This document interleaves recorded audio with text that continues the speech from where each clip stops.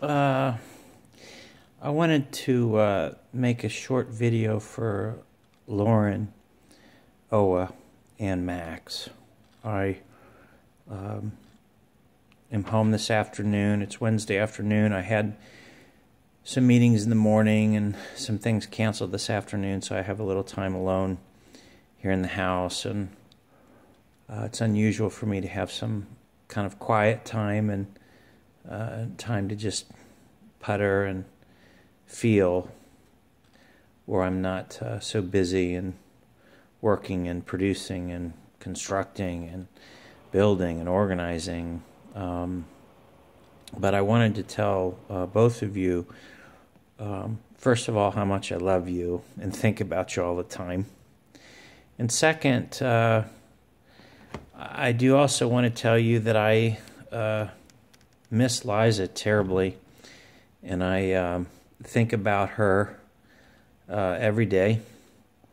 And I think that the loss of Liza in many ways is even much bigger than I could possibly imagine, because of the loss it represents also to you two. Liza was a great leader. She was a great forager. I remember my dad gave her a little sweater that said World Traveler, that she wore when she was probably 4 or 5 years old. And I always knew, even at an early age, that Liza was very independent, very curious, and interested about things, wanted to engage the world and be a productive, successful force in it. And I remember also that, Lauren, you were able to wear that little sweater as well, as most things were handed down from Liza to you. But I really feel her absence and the vacuum that her absence represents, especially in relationship to the leadership that she was in the process of providing for both of you. She was kind of, I think, showing everybody how to do it, and you know, it was messy at times, but you know, damn it, she was just a bright force and really engaged and curious and fearless and smart. And I want you to know I think about her all the time.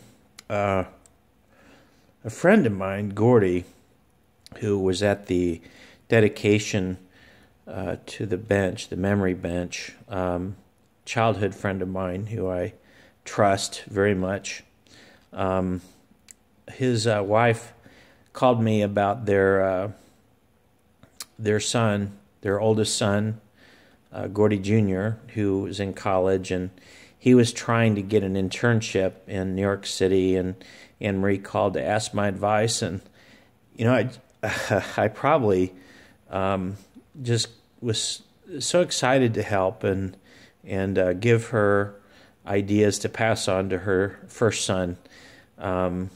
And those things always make me think of Liza, and how I wish she was here. I sometimes daydream that she might be asking me to invest in a coffee shop in France somewhere. So anyway, Gordy, my friend, sent this article to me, and you know, I normally don't look at stuff like this. There's a lot of information out there, but Gordy's a pretty smart guy, and he knows me well. And I read this, and I thought I'd share it with you. It's not too long. The title of it, of the piece, is What I Wish More People Understood About Losing a Child. It's a mom that wrote this. 4.5 years after the death of my oldest son, I finally went to a grief support group for parents who have lost children. I went to support a friend who recently lost her son. I'm not sure I would have gone, except that when I was in her shoes 4 years ago, I wish I would have had a friend who would have gone with me. Losing a child is the loneliest, most desolate journey a person can take, and only the people who can come close to appreciating it are those who share that experience.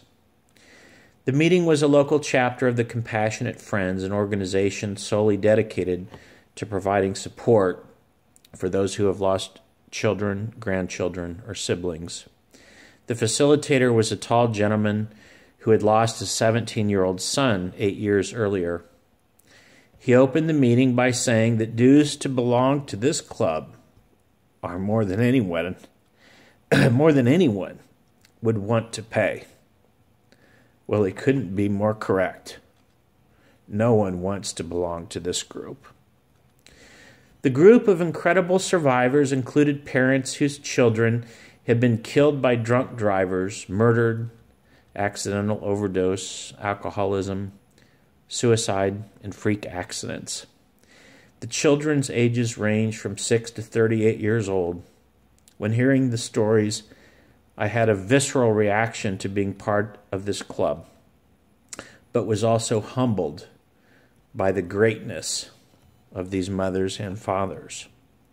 Visceral, Max, means something that really touches you and moves you deep within your body. Visceral, kind of a instinctual or intuitive, or something that you feel in your bones or in your gut. Most of what I share in this article came from this meeting, but also from my own experience of having lost a child and being 4 years into that lifelong journey of healing from deep grief. The following 5 tips can be your compass to help you navigate how to give support to grieving parents on a sacred journey they never want to take. And I thought it was a little ironic. It's a little over 4 years ago that we lost Liza. Lauren, as you know, I like the word compass. I think you'd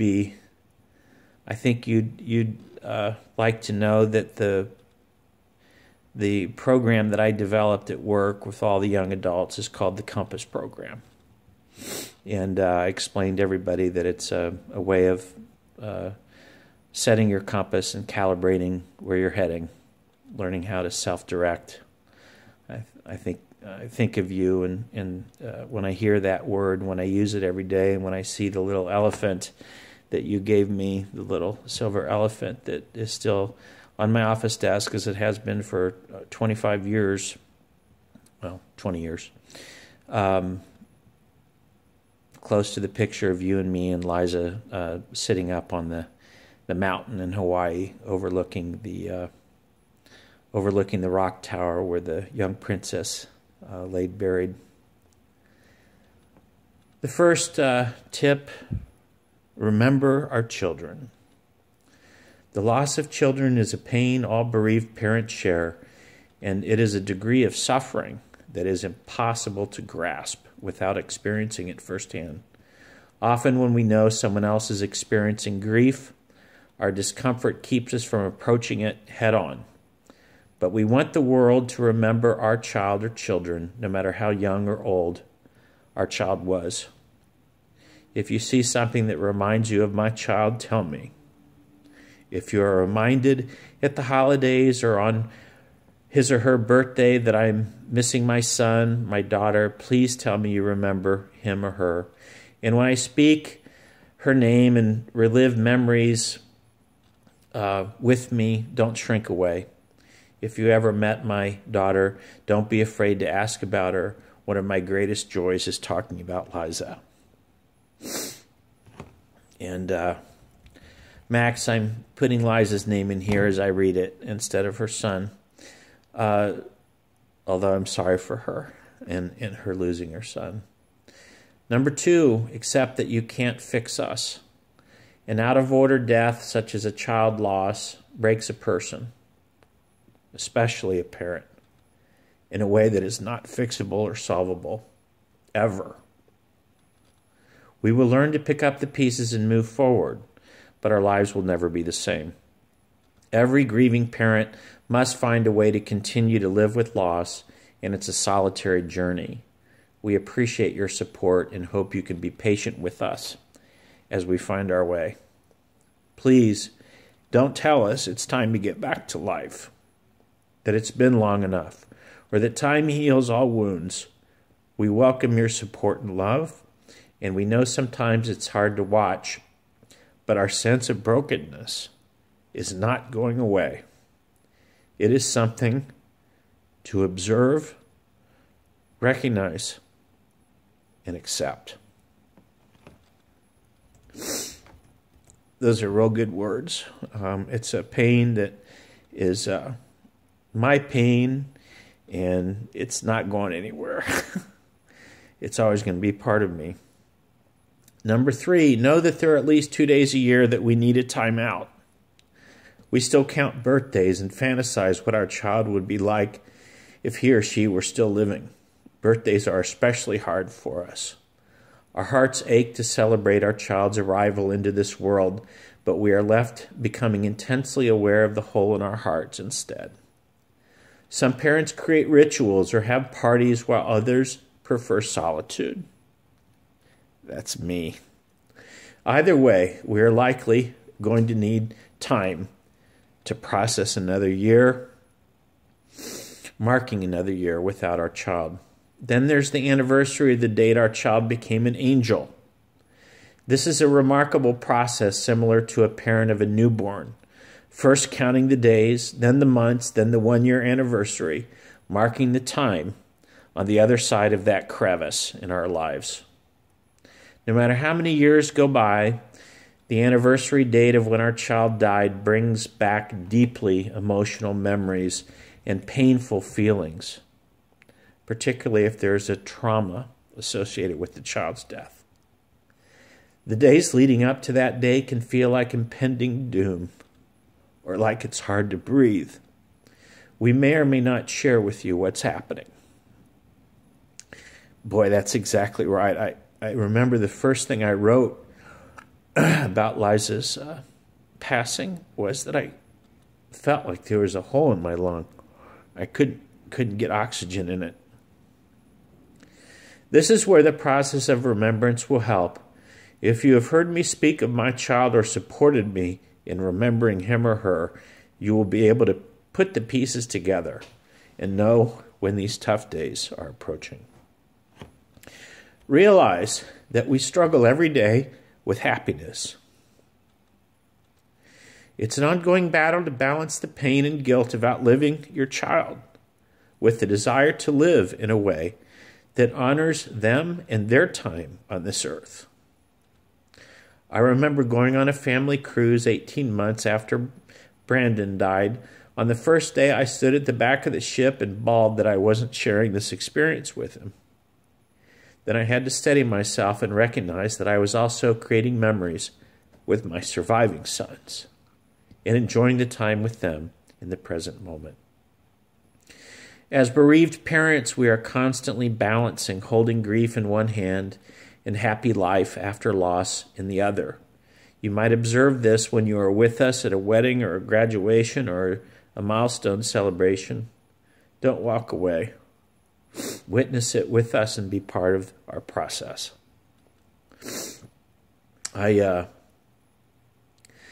identify with that a lot. I think Liza would have insisted that I continue to live life fully. I know she would have said that. But it is a struggle. And sometimes, especially when I'm around people that were her age, sometimes that look like her, it's really hard. Fifth and finally, accept that our loss might make you uncomfortable. Our loss is unnatural, out of order. It challenges your sense of safety. You may not know what to say or do, and you're afraid that you might make us lose it. What we've learned all of this as part of what we're learning about our grief. We will never forget our child. And in fact, our loss is always right under the surface of other emotions, even happiness. We would rather lose it because you spoke his or her name and remembered our child than try and shield ourselves from the pain and live in denial. Grief is the pendulum swing of love. The stronger and deeper the love, the more grief will be created on the other side. Consider it a sacred opportunity to stand shoulder to shoulder with someone who has endured one of life's most frightening events. Rise up with us. I thought that was an extraordinarily well-written piece. Simple words, yet clear. And there's so many things in there that I can certainly identify with as Liza's father. Feeling that somehow that whole body of feelings and missing her is somehow right underneath the surface of the water with my emotions. But it always makes me love the two of you more and think of you more as well when I think of Liza. And I know that she would have wanted all of us to honor her with living life with good energy and charisma and enthusiasm, because that's who she was. I'm loving you today, like I do every day, and thinking of you. And at least I'm grateful to share this moment with you somehow.